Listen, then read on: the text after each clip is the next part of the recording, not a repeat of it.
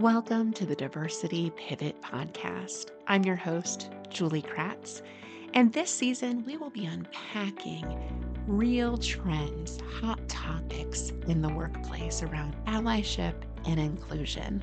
Our goal is that each week you leave with tangible tools, information, practical strategies that you can take back to allies at your organization. Let's dig in to this week's topic. Hey y'all. So a really interesting report recently came out, the State of L&D, Learning and Development in 2024. And what we found is that employers see a $7 return on investment for every dollar spent on leadership programs. So these are programs that traditionally talk about soft, quote unquote, soft skills, which is one of my pet peeves because it's not a soft skill, it's a human skill. But things like emotional intelligence, effective communication, these are things that are maybe used to be nice to have, but certainly in a tight labor market with lots of diverse human experiences and global nature to business and hybrid work environments and just the new normal. We found that soft skills or human skills are essential. So the nice to have, now the must have.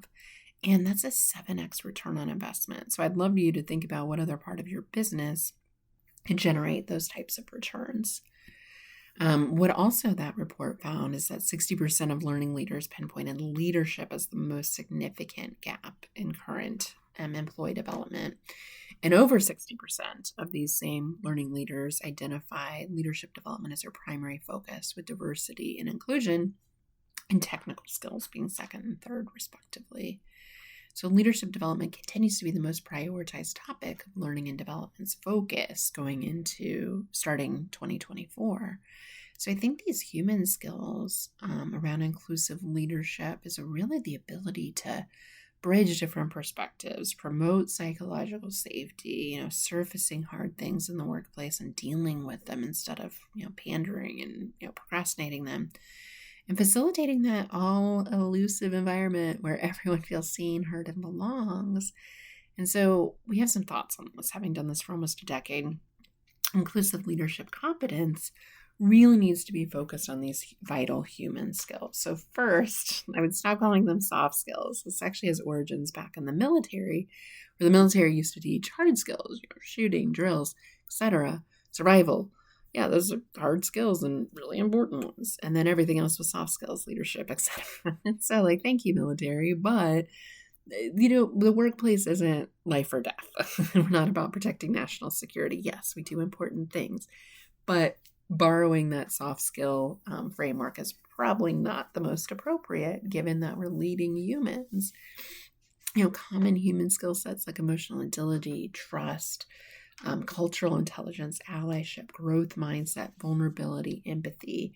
We find those topics are really, really important for today's leader. And not just people leaders, but people that are leading projects, people that are ready to go into leadership, learning this before they're leading a huge team and don't have time to dedicate to these skills. Leadership development programs, courses usually last a year or less. And that's, the kind of programs we create. We do cohort programs that usually, extend 9 months or so. But ideally, you're having a refresher program. You're having just-in-time coaching for when people have a snag and they need to remind themselves of the tools and skills that they learned in training, because training doesn't work without application. Okay, here's the other piece. Extend, really focus on the skills you would want leaders at your organization to have more of. Okay, and again, empathy, vulnerability, emotional agility, psychological safety, trust. Those are the ones I hear most commonly, but there's a plethora more. Measure the return on investment. So this is a big problem with learning and development, and I struggle with how to measure this, but we do know there's some wonderful models out there. The KAB model I really like. So we do knowledge checks. The K stands for knowledge, the A stands for attitude, and the B stands for behavior. So ideally, a leadership development program that teaches empathy, for example, would focus on the knowledge of what empathy is, how to practice it, etc. But then the attitude has to change, right? So I need to think of empathy as a strength and maybe not as a weakness that I might have thought. I have to replace my attitude to welcome that behavior and then demonstrate the behavior. So a knowledge check might be, hey, did we increase your knowledge on empathy? Scale of 1 to 10, measure pre and post. Then an attitude check might be, how do you feel about empathy pre and post, right? And then an behavior might be, how did you practice, specific tools that are mentioned in the course? And that's where we start to see, the real gain, of course. So measure knowledge checks, measure attitude checks, measure behavior lifts. And then ask the question, what is that worth to us? Because in the study, we found a 7x increase. What is that worth to your organization? Because we're going to continue to invest and prioritize programs, initiatives that show a return on our investment. And so I really encourage leaders to tie it back to a business problem. Are we struggling with turnover, for example? Are we struggling with hiring, for example? Are we struggling with employee engagement? There's always a question or two that's a weak spot for organizations. Really dial in on that and think about how can we get better at that? Because it's really hard of that broad array of human skills. It's hard to be good at all of those things all at the same time for an individual and an organization. So you might see, really high strength in the ability to deal with emotions, but then really low strength on, having hard conversations, for example. Those tend to be correlated, but not always. Just one example. And so be real with your data. Think about what is this worth to us, measure it, and then prescribe skill set training programs that really lift those specific behaviors that are going to justify the return on investment and solve business problems. Thanks, y'all. We'll be back next week. Thank you for listening to the Diversity Pivot podcast.